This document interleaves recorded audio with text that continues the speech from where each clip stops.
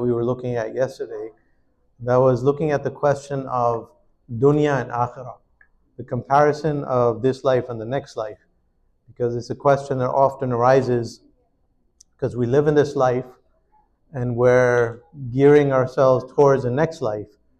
So there's two lives that we are living, the life we're living now and the life to come.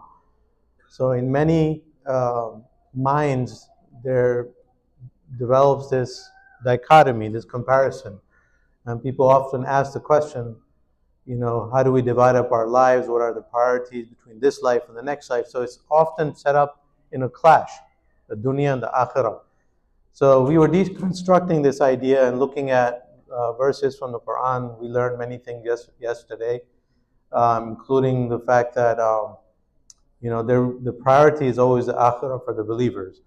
And we looked at the story of Qarun, where the people said to him and reminded him, وَلَا تَنْسَ نَصِيبَكَ مِنَ الدُّنْيَا, that do not forget your portion in this life.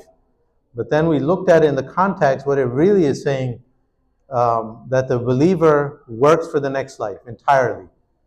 Not that you have half of your life for this dunya and half for the next life or some other proportion. Your entire priority needs to be for the next life. While you're doing that, you don't forget your share of this life. Now, so there is no comparison between dunya and akhirah. How can you compare something that's finite with something that's infinite?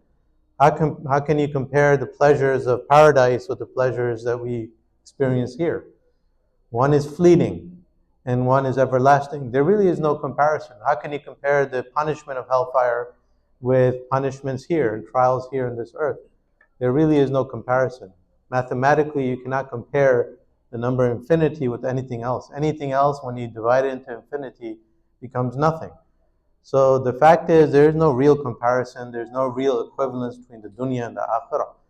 So the believer recognizes that everything about our life needs to be geared towards the akhirah.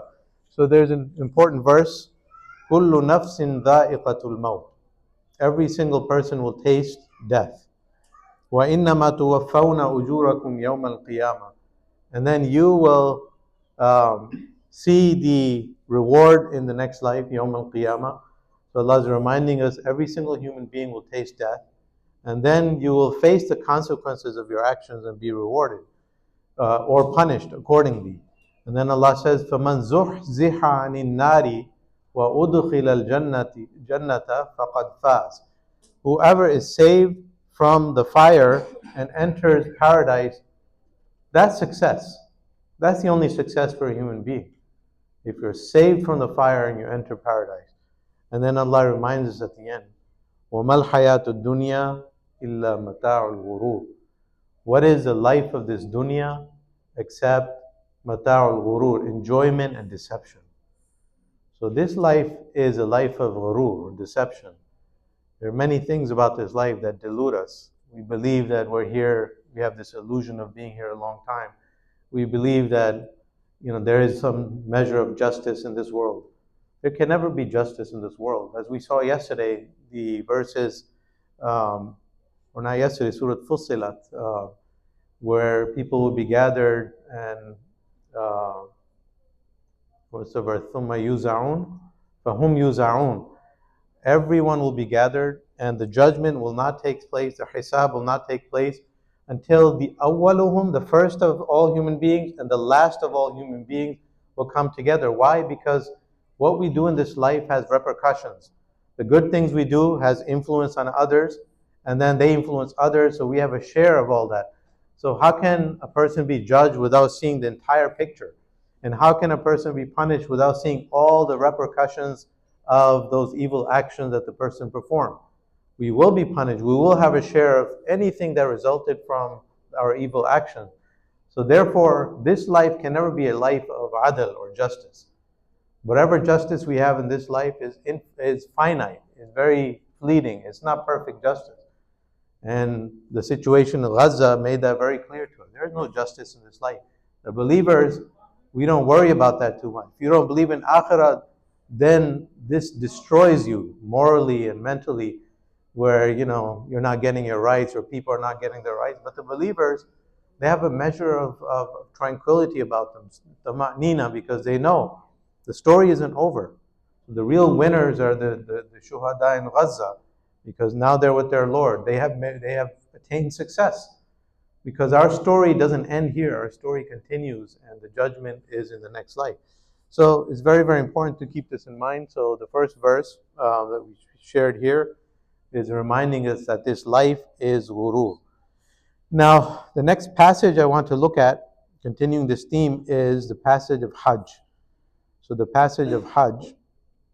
So Surah Al-Baqarah, verse 197 through 202. So there's an interesting, so the passage of Hajj is very important. We're not talking about Hajj today, but within the verses of Hajj, there's this idea, the idea is, or the question is, if I go for the pilgrimage, can I engage in livelihood? Can I mix intentions? Can I go there for the sake of Allah, but also bring some goods to sell? Yes or no? So, and from time immemorial, from the time of Ibrahim, Hajj was a place of gathering, and it was a place of commerce and trade. And then the Quraysh got very, secure and wealthy based upon their trade during the Hajj season. It was always like that. So the believers, when Allah purified the rites of Hajj from all the things that people had added, the question arose, are we allowed to engage in livelihood? And Allah says, لَيْسَ عَلَيْكُمْ جُنَاحٌ أَن تَبْتَغُوا فَضْلًا مِّن رَبِّكُمْ. So in those verses, Allah says, there is no blame upon you to seek the fadl of your Lord, the bounty of your Lord, meaning you're allowed to buy and sell things in the Hajj.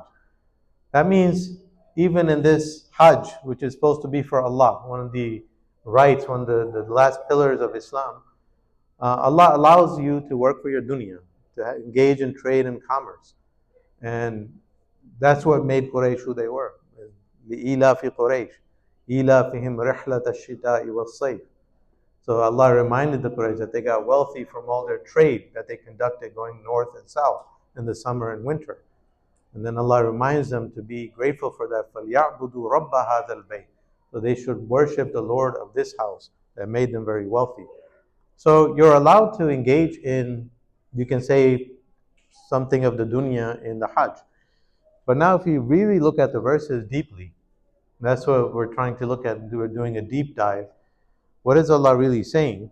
So if you look at the verses, Allah says, Al-Hajju ashhurun ma'lumat, فَمَنْ فَرَضَ فِيهِنَّ الْحَجَّ فَلَا رَفَثَ وَلَا فُسُوقَ وَلَا جِدَالَ فِي الْحَجِّ. The first message is, Allah's message is, when you engage in the Hajj, you need to avoid three things: fisq, rafath, and jidal. Fisq is sins. Sins you always need to avoid, but in Hajj there's an extra caution there. Rafath is the lawful relations between husband and wife. So even that, ihram is you're giving up many lawful things that are normally allowed, but in the Hajj they're not. And jidal is argumentation, fighting with one another. So that, generally is disliked in Islam. So you can say these three things are haram, halal, and makruh. So there are things that are haram that are not allowed in Hajj. They're never allowed, but they're extra not allowed in Hajj. And then there are things that are halal normally, but in Hajj they're not allowed. And those things that are makruh, they have an extra weight to them that you're supposed to avoid, jidal. So even if someone wrongs you, it's better in Hajj to give up arguing or fighting for your rights. So anyway, the Hajj begins with this. The passage begins with Allah reminding us about this. And then Allah says, after فَتَزَوَّدُوا فَإِنَّ خَيْرَ الزَّادِ التَّقْوَى. Prepare yourself for the Hajj, and the best preparation for Hajj is the taqwa. So Allah is asking us to adopt taqwa and to do good deeds, prepare for the Hajj. And then Allah says, لَيْسَ عَلَيْكُمْ جُنَاحٌ أَن تَبْتَغُوا فَضْلًا مِّن رَبِّكُمْ. And by the way, it's okay to engage in some measure of livelihood. But then what does Allah say immediately after that? Immediately after, what's the next verse? Someone can read it from the screen. لَيْسَ عَلَيْكُمْ جُنَاحٌ أَن تَبْتَغُوا فَضْلًا مِّن رَبِّكُمْ فَإِذَا أَفَضْتُم مِّنْ عَرَفَاتٍ فَاذْكُرُوا اللَّهَ عِندَ الْمَشْعَرِ الْحَرَامِ. The next command immediately after that is to remember Allah. When you leave the Mash'ar al-Haram, remember Allah or when you leave Arafat and you enter Muzdalifah, remember Allah. And so Allah reminds, وَاذْكُرُوهُ كَمَا هَدَاكُمْ وَإِن كُنْتُم مِّن قَبْلِهِ لَمِنَ الضَّالِّينَ. So even in the command where Allah allows you to engage in livelihood in Hajj, before the command, everything has to do with the akhirah. Avoid these things. Do good. Adopt taqwa. And then, by the way, you can engage in a little bit of livelihood. But immediately after that, Allah says, remember Allah. Uzkurullah. Remember Allah abundantly, frequently. Remember Allah like you remembered your forefathers. So it's important to keep that in context. Sometimes you take one verse out of context and you just put that verse and you let it guide you without understanding, the balance there. The balance is the whole problem. So here, Allah is not saying it's okay to engage in work for your akhirah and engage in your dunya as well. The whole Hajj is about the akhirah, the beginning and end. But while you're working for akhirah, it's okay to seek the halal means of livelihood. So that's very different message than someone who thinks, well, yes, we work for akhirah and we work for dunya, or it's something that's 50-50 or there's some equivalence. And then the passage ends with a very important dua that we looked at last year. And this kind of summarizes the whole idea here about dunya and akhirah. So Allah says, فَمِنَ النَّاسِ مَن يَقُولُ رَبَّنَا آتِنَا فِي الدُّنْيَا وَمَا لَهُ فِي الْآخِرَةِ مِنْ خَلَاقٍ. There are some people who, when they ask Allah, they ask for things of this life. Oh Allah, give us in this life. And وَمَا لَهُ فِي الْآخِرَةِ مِنْ خَلَاقٍ. They have no share in the hereafter. But then there are other people, مِنْهُم مَن يَقُولُ رَبَّنَا آتِنَا فِي الدُّنْيَا حَسَنَةً وَفِي الْآخِرَةِ حَسَنَةً وَقِنَا عَذَابَ النَّارِ. But there are other people, another group of people, when they make dua to Allah, they ask Allah to give us the good in this life and give us the good in the next life and save us from the punishment of the hellfire. So what is this talking about? It's talking about, during the time of the Prophet ﷺ, one paradigm. So there are different things you can ask for from Allah. You can raise your hands and ask for dunya, and dunya alone. You can raise your hands and ask for akhirah alone. Or you can raise your hands and ask for both the good of dunya and akhirah. That's the three possibilities of making dua. So asking dunya alone was the paradigm of the Quraysh. So what did they used to do in the Mawsum of Hajj? They used to brag about their forefathers. They used to stand in Mina and they used to stand in these sacred sites and talk about my father this, my forefather this, so on and so forth. Who tells us that? Ibn Abbas. Ibn Abbas says, كان أهل الجاهلية يقفون في الموسم فيقول الرجل منهم كان أبي يطعم ويحمل الحمالات. He said, in the Mawsum of Hajj, the people of Jahiliyyah, they would stand up and brag about their forefathers. My father did this, my forefather, my ancestors did this, my tribe did this. All worldly things. ليس لهم ذكر غير أفعال آبائهم. They had no other mention except the bragging about their forefathers. That's why Allah says, اذكروا الله كذكركم آباءكم أشد ذكرا. Remember Allah the way you remember your forefathers. Allah is purifying the rites of Hajj. So He's reminding people, instead of bragging about your worldly ancestors and their worldly deeds, you should remember Allah at this time. Remember Allah more than you remember your forefathers. And then when they used to make dua, Ibn Abbas says they would raise their hands in Hajj and they would make dua, oh Allah, give us rain this year. Oh Allah, give us sons this year. Oh Allah, give us such and such this year. Give us victory over our neighboring tribes this year. All their du'as had to do with this dunya. They never mentioned akhirah because akhirah was divorced from their life, from their discourse, from their dua. So that's why Allah says, وَفَمِنْهُمْ مَن يَقُولُ رَبَّنَا آتِنَا فِي الدُّنْيَا. There are some people in Hajj, they ask Allah for this life, things from this life, but they have no share in the next life. But then there are other people who ask Allah, and this is the right way. So the other approach, well, the other extreme is, okay, suppose someone just asked for akhirah, not the dunya. Who were the people that kind of did that? They believed it was wrong to ask for things from this life. So this is the Quraysh. What other faith group that kind of went in that direction? And Allah talks about them. وَرَهْبَانِيَّةٍ ابْتَدَعُوهَا مَا كَتَبْنَا عَلَيْهَا. So Rahbaniya, monasticism, that's the Christians. So many among the Christians, they live just for the hereafter, or their discourse was just about the hereafter. They felt it was wrong to enjoy anything in this life, to ask for anything worldly. And still you find that in their faith tradition, the remnants of that. So they often, the Christians, when they debate Muslims, often they make fun of us. You Muslims, in your paradise, you have women and worldly pleasures. For us, we don't worry about worldly pleasures in paradise because they have that false concept that they invented that Allah speaks about, Rahbaniyah, monasticism, renouncing this world. But the believer is in the middle of the two. The believer says, رَبَّنَا آتِنَا فِي الدُّنْيَا حَسَنَةً وَفِي الْآخِرَةِ حَسَنَةً وَقِنَا عَذَابَ النَّارِ. They ask for the good of this life and the good of this next life. So this is very important. This teaches us how the believer is. The believer entirely works for the next life. Our priority is always the next life. Everything about it is about the next life.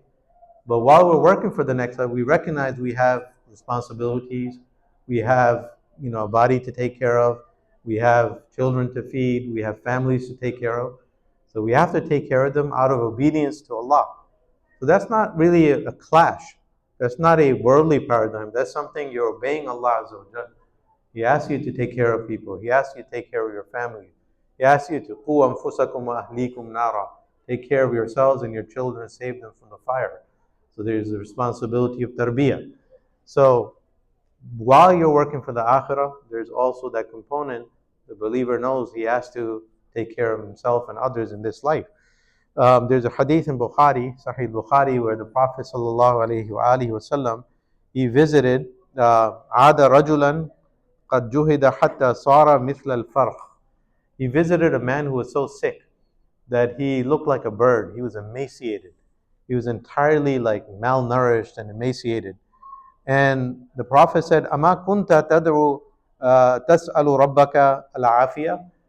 The Prophet asked him, are you not making dua that Allah cures you from your illness?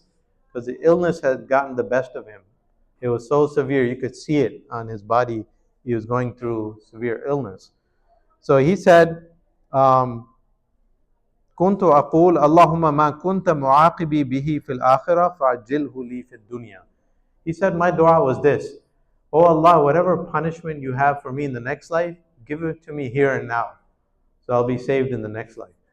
So you can see the way he was thinking. He was saying, he didn't want to ask even for good health. And he said, oh Allah, his dua was, whatever punishment you have in the next life, give it to me here. I'll bear it here, so I won't have to bear it in the next life. So the thinking is sound and is motivated by Iman. And the person, it sounds, sounds like it's quite reasonable. What did the Prophet ﷺ say? He said, Subhanallah, innaka la tutiquhu. He said, Subhanallah, this is not something you'll be able to bear. He said, أَفَلَا كُنْتَ تَقُولُ اللَّهُمَّ آتِنَا فِي الدُّنْيَا حَسَنَةً وَفِي الْآخِرَةِ حَسَنَةً وَقِنَا عَذَابَ النَّارِ. So he taught him this dua. The better dua that you can make is, Allah, give me the good in this life and give me the good in the next life and save me from the punishment of the fire. Because there's nothing wrong with asking for Allah for the good in this life, which includes healing from illness, which includes alleviation from poverty, which includes alleviation from all the suffering we are enduring in this life. So this was an important passage, and just a few more and we'll end. Surah Al-Rum, maybe Surah Al-Rum is a good passage to look at. The beginning of Surah Al-Rum, verse 1 through 8 or so. Surah Al-Rum is an interesting surah. Allah says, غُلِبَتِ الرُّومُ فِي أَدْنَى الْأَرْضِ وَهُمْ مِنْ بَعْدِ غَلَبِهِمْ سَيَغْلِبُونَ فِي بِضْعِ سِنِينَ لِلَّهِ الْأَمْرُ مِنْ قَبْلُ وَمِنْ بَعْدُ وَيَوْمَئِذٍ يَفْرَحُ الْمُؤْمِنُونَ. So Allah in this surah, it was revealed in a time of intense conflict between the believers and disbelievers. And in the backdrop, there was a global war happening between two superpowers. Those two superpowers were the Roman Empire in the west and the Persian Empire in the east. So there's this tremendous war playing out in the global battlefield. And, everyone is aware of these greater struggles happening in the world. And so what happened was the Quraysh, they kind of found camaraderie with the Persian Empire because they were fire worshippers, they were closer to them. And they would taunt the believers whenever the Romans were defeated by the Persians, because the Romans were followers of Isa. So at some level, they're followers of Isa, they're monotheists, so there's some similarity between the believers and the Romans. So, and the believers, they kind of, their hearts were with the Romans because they saw them as the followers of Isa, and they expected that when the message of our prophet reached them, that they would switch over and they would follow the current prophet, alayhi salatu wasalam. So Allah shares some politics in the surah. First few verses, entirely politics. Rome, the Romans have been defeated in a nearby land. And following this defeat of theirs, they will be victorious again. And on that day, the believers will be rejoicing. So at this time, the Romans were being decimated. The Persians overtook Jerusalem. The Persians overtook all the heartlands of Rome and the Roman Empire, not Rome, but the Roman Empire. And it seemed like it was over for the Romans. So that's why the Quraysh were taunting the believers. And Allah made this bold this prophecy that the Romans will come back. And the disbeliever, they were taunting the believers. Like, look, you don't know what's happening in the world? They're destroyed, they're gone. And even Jerusalem was under the Persian Empire by that time. So Heraclius was being defeated and all his forces. So Allah makes a prediction. And so this surah is about historical predictions, what's going on in the world. You can say it's the politics of the time, the history of the time. But in the end of the surah, what does Allah say? Or in the end of the passage, not the surah, Allah makes a prediction. وَيَوْمَئِذٍ يَفْرَحُ الْمُؤْمِنُونَ بِنَصْرِ اللَّهِ يَنْصُرُ مَنْ يَشَاءُ وَهُوَ الْعَزِيزُ الرَّحِيمُ. On that day, the believers will be rejoicing with the victory of Allah, because He helps those whom He wills, and He is Almighty and All Merciful. وَعْدَ اللَّهِ. This is the promise of Allah. لَا يُخْلِفُ اللَّهُ وَعْدَهُ وَلَكِنَّ أَكْثَرَ النَّاسِ لَا يَعْلَمُونَ. And Allah never reverses His promise, though most people do not know. So this is a bold victory, a bold prediction, prophecy of a victory. So in this backdrop of politics, Allah is calling us to look at the moral laws in the universe. The fact that Allah is behind everything. Allah is behind all circumstances. Allah is behind history. Allah is behind victories and defeats. And there's a moral law at play. People who are unjust, eventually they get defeated themselves. And then Allah says, the final portion that I want to look at, يَعْلَمُونَ ظَاهِرًا مِنَ الْحَيَاةِ الدُّنْيَا وَهُمْ عَنِ الْآخِرَةِ هُمْ غَافِلُونَ. They know the apparent things of this worldly life, but about the hereafter, they are totally oblivious. So Allah is using this historical discourse and these predictions to prove the akhirah, reminding us that if you just look at politics from a worldly lens, then you'll be looking at it, or you'll be analyzing it differently. But you have to infuse your understanding of the world, including politics, including history, with the akhirah. The akhirah is an important component for the believer in everything that they look at, including looking at what's happening in the world. Even people have nothing to do with you. The akhirah has to be part of that. That's why Allah says at the end, they're oblivious to the akhirah. All they see is what they can see. All they look at is what they can see from this hayat ad-dunya. So this is an important reminder to us that there's a moral law in the universe. There's the signs around the universe all point to Allah. It's all about the akhirah. All of this proves the akhirah, because from many, many different angles. So the akhirah is very, very important, even in the midst of politics. How many times we discuss politics, or all the time in our dinner tables, and we talk about this or that, but part of our discussions is never the akhirah. It's never about what's right or wrong, what Allah wants. It's always about who will be right for the people, who this and that. But the akhirah has to be part of our discourse. It's very, very important. And then finally, maybe just a few more verses. It's 11:25. Allah says in Surah Al-Isra, verse 18, 17, 18. Surah Al-Isra, verse 18. من كان يريد العاجلة عجلنا له فيها ما نشاء لمن نريد ثم جعلنا له جهنم يصلاها مذموما مدحورا ومن أراد الآخرة وسعى لها سعيها وهو مؤمن فأولئك كان سعيهم مشكورا. Allah says, whoever wants, so if you choose this life, this dunya, So Allah, instead of dunya, He uses different word, al-ajila.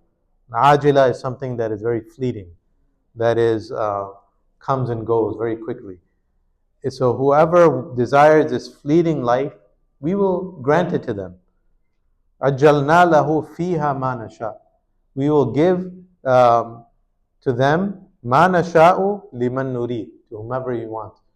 So Allah says, if you want this life, you might be able to get it. Allah will grant it to certain people. But Allah doesn't promise here, whoever wants dunya, He will always give it. But He says, أَجَّلْنَا لَهُ فِيهَا مَا نَشَاءُ لِمَن نُرِيدُ. It's very deep and profound. Even in dunya, people who don't care about akhirah, they want this dunya. Even there, Allah gives to whom He wills, whatever He wills. So that's a reminder that people who have tremendous blessings in this life, the rich and wealthy, like Qarun. We looked at Qarun yesterday. When the people reminded him that it's all from Allah, he says, قَالَ إِنَّمَا أُوتِيتُهُ عَلَىٰ عِلْمٍ عِنْدِي. He said, it's all me. It's my efforts, my skill set, my knowledge that got me here. So many people who are wealthy, they get arrogant and they believe it's because of their hard work and they look down on others. I brought myself here because of my skill set, because of my hard work, and I deserve this. And then they develop this entitlement. Allah says, no. Anything someone enjoys, Allah blesses you. There are plenty of people that follow the same path as a millionaire, same schools, maybe they're even smarter than them. For some reason, they're not blessed with wealth. So it's not a hard and fast rule. It's always Allah's irada and mashi'ah behind it. Allah says, if you want this fleeting life, we will give it to whomever He wills and whatever He wills. Whatever we will. And then Jahannam is for them in the next life. But then the next verse, whoever wants al-akhirah, وَمَنْ أَرَادَ الْآخِرَةَ. But then what does Allah say after that? Whoever wants akhirah, وَسَعَ لَهَا سَعْيَهَا. And they are willing to work for it, and they work for it. The akhirah is not easy. You have to work for it. So Allah says, whoever wants the akhirah, and they put in the work for the akhirah, وَهُوَ مُؤْمِنٌ, and they believe in Allah. So iman is important, and the work is important. Iman and amal. That's the formula in Islam. It's not enough to wish. لَيْسَ الْإِسْلَامُ بِالتَّمَنِّي. It's not لَيْسَ الْإِيمَانُ بِالتَّمَنِّي. It's not wishful thinking. You have to work for it. So if you want the akhirah, you work for it, and you believe in Allah, فَأُولَٰئِكَ كَانَ سَعْيُهُمْ مَشْكُورًا. Then Allah is appreciative of the work that they put in, as long as they have iman in Allah Azza wa Jal. So it's important to remember this, akhirah and dunya. That's how we view that. You have to make a choice. Are you going to work for the akhirah or are you going to work for the dunya? So there are plenty of people who choose the dunya, and Allah reminds us again and again, they have no share in the akhirah. The believer, he chooses the akhirah and works for that, but then while they're doing that, they also have a share in this dunya. That's the important thing. It's not that the believer chooses both dunya and akhirah. They always choose the akhirah. There's no equivalency. And to conclude, why is there no equivalency? Because this dunya is nothing. It really is nothing. It's not worth anything. It doesn't last very long. All of you look at your lives. Some of us are 50 years old, some are 60, some are 70. If you think about your life, were you here a long time? Ask anyone who's older. And you ask them, they say, well, it's like we just came yesterday. A whole life vanished like that. So Allah says in Surah An-Nahl, verse 96, مَا عِنْدَكُمْ يَنْفَدْ وَمَا عِنْدَ اللَّهِ بَاقٍ. Whatever you have in this dunya will go away. Whatever Allah has is everlasting. باقٍ. وَلَنَجْزِيَنَّ الَّذِينَ صَبَرُوا أَجْرَهُمْ بِأَحْسَنِ مَا كَانُوا يَعْمَلُونَ. And we will reward those who have sabr with the best of what they used to do. So this life is fleeting. There's no comparison. The next life is everlasting. The money you save in your account is going to be distributed. You're not going to take it to your grave. The money that you donate, fi sabilillah, that you give in the way of Allah, that's your bank account. That's what's being saved for you. That's what you're going to see in the next life. In this life, it's just fleeting. You're not going to keep it. Nothing you keep forever. It's like, imagine you're staying in a hotel for 2 days and you start decorating, start painting the walls. People will say you're foolish. That's what this life is. Hassan al-Basri said, Yabna Adam innama anta ayyamun. Kullama dhahaba yawmun dhahaba ba'du. O son of Adam, your whole life is just a series of days, just a number of days. Every time one day passes, a part of your life is gone forever. So our life is just a handful of days, like Ramadan, ayyaman ma'dudat. That really is our life, just a handful of days. So the believer that recognizes that, he fulfills his responsibilities, but his priority, his vision is always focused on the akhirah. It makes no sense to build permanent palaces here, because those palaces will be gone. Look at in our lifetime, how many times did we see tyrants with massive palaces? They thought they would live forever. Now the rebels are like going in their living rooms and they're like running away. We saw that in Syria recently, we saw that in Iraq, we saw that in Libya, we saw that in so many countries. All these people, they build palaces thinking that there is theirs forever, with massive compounds, with security and everything you can think of. And one day there are foreign people running through and just taking, grabbing things, and you have no place to stay. Because that's the life of this dunya, is ghurur. وَمَا الْحَيَاةُ الدُّنْيَا إِلَّا مَتَاعُ الْغُرُورِ. This life is nothing but deception. The believer is smart and recognizes that. They realize the only salvation you have is to work for the akhirah. May Allah give us the tawfiq to work for the akhirah, to look at that right balance between the dunya and the akhirah, between deen and Islam and the dunya. هذا وصلى الله وسلم على نبينا محمد وعلى آله وصحبه وسلم. السلام عليكم ورحمة الله.